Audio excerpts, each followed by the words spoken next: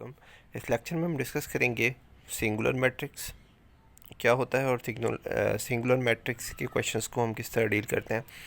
Question है हमारे पास, ए matrix है 7 1 3 6 2 -2 5 1 1।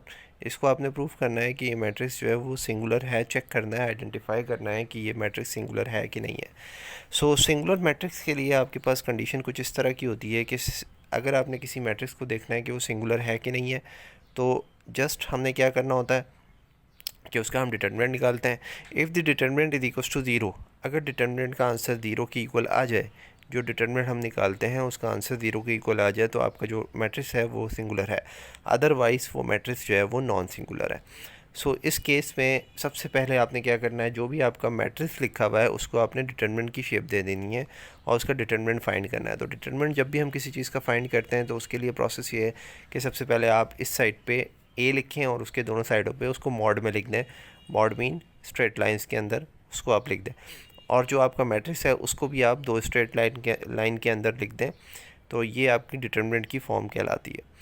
और अब हम डिटर्मिनेंट सॉल्व करेंगे। डिटर्मिनेंट करने का जो मेथड है वो है, इसको हम फर्स्ट रो से किसी भी डिटर्मिनेंट को सॉल्व करने का तरीका सिंपल होता है कि आप उसको फर्स्ट रो से एक्सपेंड कर दें।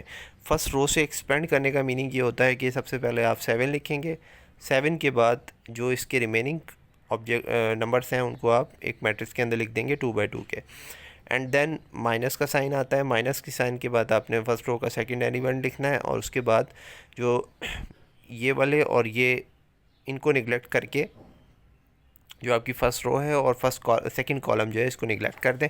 बाकी जो भी आपके पास नंबर्स बचे हैं उनको आप डिटर्मिनेंट के अंदर लिख दें। सिमिलरली लास्ट वाला 3 लिखने के टाइम पे जब आप इसको भी निगलेक्ट कर देंगे और इसको निगलेक्ट करने के बाद जो आपके पास ये 4 एलिमेंट्स बचेंगे इनको आप लास्ट डिटर्मिनेंट के अंदर लिख देंगे।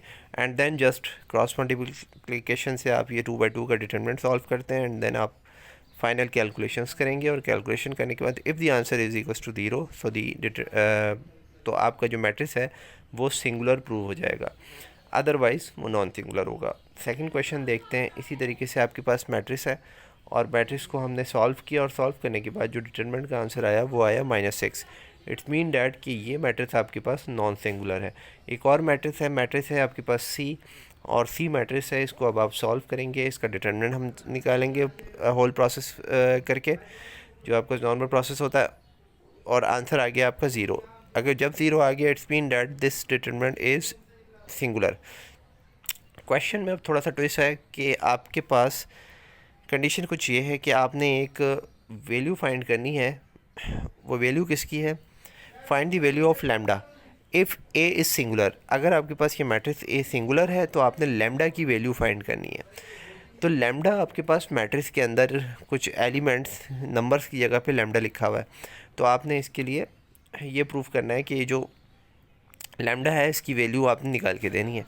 तो सबसे पहले आपने क्या करना है, ये इसी तरीके से जो आपकी फ़र्स्ट रो है उससे आप इसको एक्सपेंड कर दें। तो फर्स्ट रो से जब हम इसको एक्सपेंड करेंगे तो आपका जो नंबर 1 एलिमेंट है उसको आप यहाँ लिख देंगे, एंड देन जो रिमेनिंग एलिमेंट्स हैं इसको फर्स्ट रो और फर्स्ट कॉलम को छोड़ के, तो रिमेनिंग एलिमेंट्स आपके पास डिटरमिनेंट के अंदर आ जाएंगे। सिमिलरली यहाँ पे माइनस आता है, माइनस के बाद आपके पास 1 आएगा। 1 के साथ आपके पास हम इन दोनों को निगलेक्ट करने के बाद फर्स्ट रो को और सेकंड कॉलम को जो 4 एलिमेंट्स बचेंगे उनको आप यहाँ लिख देंगे।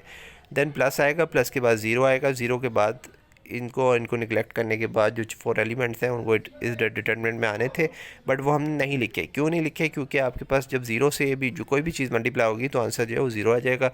तो आप चाहें लिख दें और ना भी लिखें तो कोई इशू नहीं है। इसके बाद अब हम इसको सॉल्व करेंगे। इनको क्रॉस मल्टीप्लाई करें तो ये आता है लैम्डा स्क्वायर। लैम्डा को जब आप मल्टीप्लाई करवाएंगे तो लैम्डा स्क्वायर आएगा, माइनस माइनस से मल्टीप्लाई होकर प्लस हो जाएगा। बीच में फार्मूले का माइनस आता है, डिटरमिनेंट का यही रूल है कि आपने जब जो है बीच में माइनस लगाना है, और 1 को 1 से मल्टीप्लाई करवाएंगे तो आंसर आएगा 1। उसके बाद ये आपका जो माइनस है ये एज इट आया, उसके बाद आपका 1 आया, and then 1 multiply by minus lambda is equals to minus lambda, and 1 multiply by 0 is equals to 0। इस तरीके से आपके पास ये ब्रैकेट भी आ गया। नाउ अब इस लैम्डा को मल्टीप्लाई करवा देंगे, लैम्डा क्यूब प्लस लैम्डा, क्योंकि ये माइनस का साइन भी है, इसको भी डील करेंगे साथ में। एंड देन यहाँ पे आप -1 को मल्टीप्लाई करवा देंगे माइनस लेमडा से, दूसरा 0 है तो यहाँ पे हो जाएगा plus lambda, minus minus plus हो जाएगा। उसके बाद हम यहाँ पे देखते हैं lambda cube plus lambda, lambda cube plus 2 lambda, and then आपके पास 2 लेमडा माइनस लेमडा क्यूब। ये एक इक्वेशन बन गई एक तरह। क्योंकि डिटर्मिनेंट आपका सिंगुलर है, जो आपका मैट्रिक्स है वो सिंगुलर है, तो जो डिटर्मिनेंट है उसका आंसर क्या होगा, 0 होगा। तो ये जो पूरा जो आंसर आया है ये आंसर किसके इक्वल होगा, 0 के इक्वल होगा, क्योंकि डिटर्मिनेंट जो आपका मैट्रिक्स है वो सिंगुलर है। उसके बाद अब आपने एक लेमडा इसमें से कॉमन निकाल लिया है।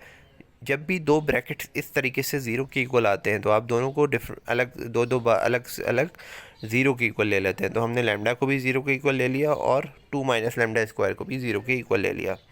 उसके बाद आपके पास लेमडा का एक आंसर तो 0 आ गया, दूसरा आंसर आ गया लेमडा स्क्वायर इजिकल्स टू 2, और इसको जब आप रूट लेंगे तो ये हो जाएगा lambda equals to plus minus root 2।